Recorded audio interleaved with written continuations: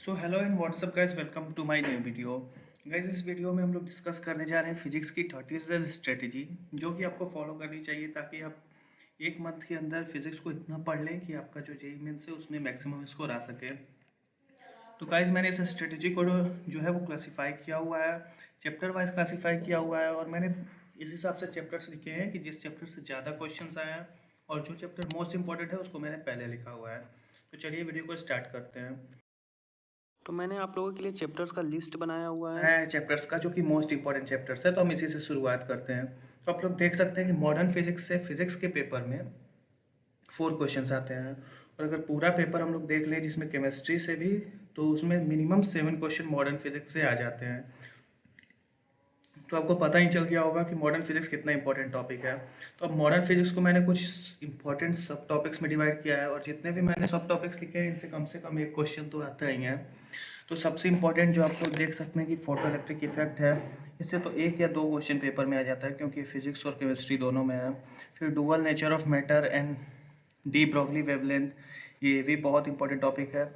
और various model for atom, इसमें Bohr model, Rutherford model, Thompson model, फिर Bohr's model आता है। फिर बोर्स मॉडल से ही हाइड्रोजन स्पेक्ट्रम निकलता है, हाइड्रोजन स्पेक्ट्रम के जो ढेर सारे फार्मूले हैं लैम्डा के, वो सब। फिर isotopes, atomic masses, atomic number, ये वाले जो कॉन्सेप्ट के क्वेश्चन आते हैं। फिर alpha decay, beta decay, gamma decay, और इन पार्टिकल्स की प्रॉपर्टीज़ होती है। फिर रेडियो एक्टिविटी और उनके लॉ जो हैं, और फिर बाइंडिंग एनर्जी, मास डिफेक्ट, और E is equal to delta M T square. तो अगर आप ये सारे सब टॉपिक्स को अच्छे से पढ़ लेते हैं तो आपके फिजिक्स में 4 क्वेश्चन और पूरे पेपर में 7 क्वेश्चन आसानी से हो जाएंगे। तो मॉडर्न फिजिक्स सबसे इम्पोर्टेंट टॉपिक है, और आपको इसी को सबसे पहले पढ़ना है। फिर उसके बाद हम लोग बात करते हैं करंट इलेक्ट्रिसिटी की। करंट इलेक्ट्रिसिटी से एक क्वेश्चन आता है इलेक्ट्रॉनिक डिवाइसेस से। मैंने करंट इलेक्ट्रिसिटी इसलिए लिखा है क्योंकि इलेक्ट्रॉनिक डिवाइसेस वाला जो पोर्शन है वो बहुत ईजी पोर्शन है। उसमें मूविंग कॉइल, गैल्वेनोमीटर होता है, मीटर ब्रिज होता है, व्हीटस्टोन ब्रिज होता है, और पोटेंशियोमीटर होता है। ये बहुत इजी टॉपिक्स है और ये आसानी से कवर भी हो जाते हैं।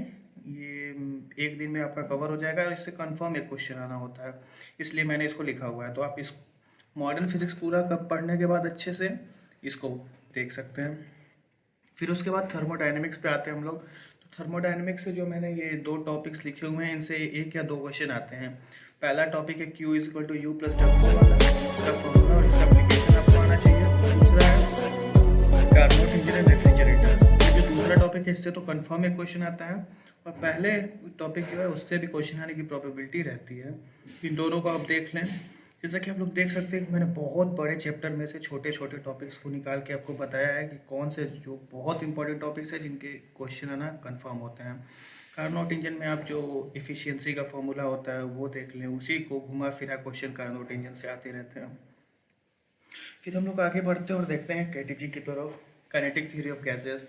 तो आप देखिए, इसको फिजिक्स में पढ़िए, केमिस्ट्री में पढ़िए, क्योंकि ये दोनों में है तो आपको एक जगह तो कहीं पढ़ ही लेना चाहिए। तो केमिस्ट्री में थोड़ा ज़्यादा है इसका गैसेस की रियलिटी पे भी बात की गई है, रियल गैसेस कैसे डेविएट करते हैं आइडियलिटी से। तो आप फिजिक्स की बात करें तो फिजिक्स में बस इसका फार्मूला है, फार्मूला आप पढ़ लीजिए, 2 क्वेश्चन आएंगे, एक फिजिक्स का एक केमिस्ट्री का। तो केटीजी पूरा फार्मूला बेस्ड है, आप इसके फार्मूला को देख लें और ये ईजी साइड में आता है केटीजी। फिर उसके बाद इलेक्ट्रोस्टैटिक्स में हम बात करें तो इलेक्ट्रोस्टैटिक्स का जो मोस्ट इंपॉर्टेंट टॉपिक है उसमें है गॉस लॉ। गॉस लॉ है, फिर उसके बाद इक्विपोटेंशियल्स। गॉस लॉ से आप देखेंगे, गॉस लॉ से ही बहुत सारे कॉन्सेप्ट इमर्ज होते हैं। इक्विपोटेंशियल सरफेस, फिर इलेक्ट्रिक फील्ड फाइंड करना, इलेक्ट्रिक पोटेंशियल फाइंड करना, कंडक्टर के बाहर, कंडक्टर के अंदर। तो गॉस लॉ के मैं बोल रहा हूँ तो उसमें ये सारी चीज़ें आ जाएंगी, क्योंकि गॉस लॉ एक बहुत बड़ा टॉपिक है और इम्पॉर्टेंट भी टॉपिक है, तो इससे एक क्वेश्चन आता है। फिर उसके बाद कैपेसिटर से आपका एक क्वेश्चन आ जाता है, कैपेसिटर में एनर्जी, चार्ज, इलेक्ट्रिक फील्ड, ये सब पे क्वेश्चन आता है। फिर उसके बाद देखिए, वेव्स थोड़ा बड़ा चैप्टर जरूर है लेकिन फॉर्मूला बेस्ड इससे क्वेश्चन आते हैं, इसीलिए मैं इसको भी इजी साइड में रखूँगा। फिर गाइस हम लोग आ जाते हैं जेईई मेंस के सिलेबस पे। फिजिक्स के जेईई मेंस के सिलेबस की हम लोग बात करते हैं। तो चलिए मैं स्टार्टिंग से आपको बताता हूँ हर चैप्टर वाइज कि कौन सा आप लोग प्रीफर कर सकते हैं। हाँ गाइस, ये तो मैं आपको बताना भूल ही गया था कि जो यूनिट्स एंड डायमेंशन चैप्टर है, उस चैप्टर को भी आपको ज़रूर देख के जाना है। यूनिट्स एंड डायमेंशन से जो इंस्ट्रूमेंट्स होते हैं, वर्नियर कैलिपर हो गया, स्क्रू गॉज हो गया, इस टाइप के इंस्ट्रूमेंट्स जो हैं ये भी कंफर्म पेपर में आते हैं। तो इसको भी आप, और ये जितनी भी चीज़ें मैं बता रहा हूँ ये आपको मैक्सिमम एक दिन में कवर हो जाएगा, मॉडर्न फिजिक्स को छोड़ के, क्योंकि मॉडर्न फिजिक्स बहुत लंबा है इसलिए शायद आपको 2 दिन लग जाए, लेकिन जितनी भी बाकी चीज़ें मैं बता रहा हूँ ये एक दिन में आपका कवर हो जाएगा। फिर यूनिट्स एंड डायमेंशन मैंने आपको बता दिया, उसमें इंस्ट्रूमेंट्स वाला जो पोर्शन है वो आपको ज़रूर कर लेना है, कुछ करिए या ना करिए। फिर काइनेमेटिक्स में आप लोग देख सकते हैं, काइनेमेटिक्स में से एक क्वेश्चन कभी आता है कभी नहीं भी आता है, तो काइनेमेटिक्स भी इजी टॉपिक है, आप लोग कर सकते हैं। इसमें तो काइनेमेटिक्स में सर्कुलर मोशन को भी इंक्लूड कर रखा है, प्रोजेक्टाइल मोशन को भी। तो ये मैं आपको कहूँगा प्रोजेक्टाइल मोशन आप जरूर कर लीजिए, क्योंकि इससे क्वेश्चन आने की प्रोबेबिलिटी ज़्यादा रहती है। और वेक्टर्स भी कर लीजिए आप, और बाकी तो पढ़ते पढ़ते हमें पता ही चल जाता है। ये जो दिया हुआ है position time graph, velocity time graph, velocity, speed, displacement, ये सब तो आपको पता ही होगा। फिर लॉज ऑफ मोशन की हम लोग बात करें तो laws of motion, force is equal to dp/dt वाला जो फॉर्मूला है, ये फॉर्मूला काफ़ी यूज़ होता है। इस फॉर्मूले को देख लें, इसका एप्लीकेशन को देख लें आप। फिर लॉज ऑफ मोशन तो पता ही रहता है सबको, ये तो 9th क्लास में भी हम पढ़े हैं।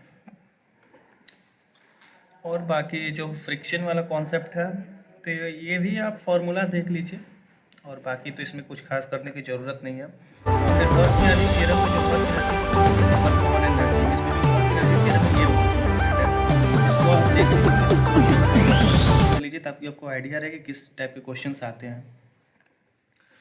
फिर हाँ, ये वर्क एनर्जी थ्योरम, ये पोटेंशियल एनर्जी का कंजर्वेशन, मैकेनिकल एनर्जी का कंजर्वेशन और कोलिजन वाला कॉन्सेप्ट है। तो कोलिजन वाला कॉन्सेप्ट भाई आप लोग फार्मूला वाइज और अगर हम लोग कोलिजन वाले चैप्टर की बात करें तो इसमें कोलिजन भी थोड़ा टफ साइड में ही आता है, लेकिन आप लोग फार्मूला देख लीजिएगा। रोटेशन में देखिए, रोटेशन में आप मोमेंट ऑफ इनर्शिया का फॉर्मूला याद कर सकते हैं, टॉर्क जो tau is equal to I alpha होता है, एंगुलर मोमेंटम का फॉर्मूला।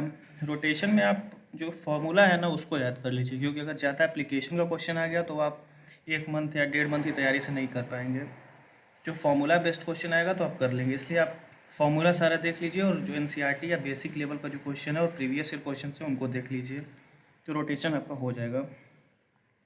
फिर ग्रेविटी में हम लोग आते हैं, तो ग्रेविटी में भी फिर से वही बात की फॉर्मूला बेस्ड इससे भी आएगा, एस्केप वेलोसिटी, ऑर्बिटल वेलोसिटी और ग्रेविटेशनल पोटेंशियल एनर्जी का कंजर्वेशन से क्वेश्चंस होंगे।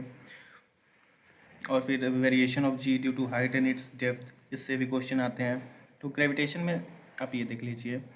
तो गाइस देखिए, मैं सबकी बात करूं तो मैं यहीं ओवरऑल करना चाहूँगा आपको, जो मैंने स्टार्टिंग में मोस्ट इम्पोर्टेंट है उसको पहले कीजिए, और उसके क्वेश्चन करिए आप, प्रीवियस ईयर करिए, और जो बचा उसके फॉर्मूले देख लीजिए, क्योंकि फॉर्मूला अगर आपको पता है तो आप, अगर इसी क्वेश्चन आता है तो कर लेंगे।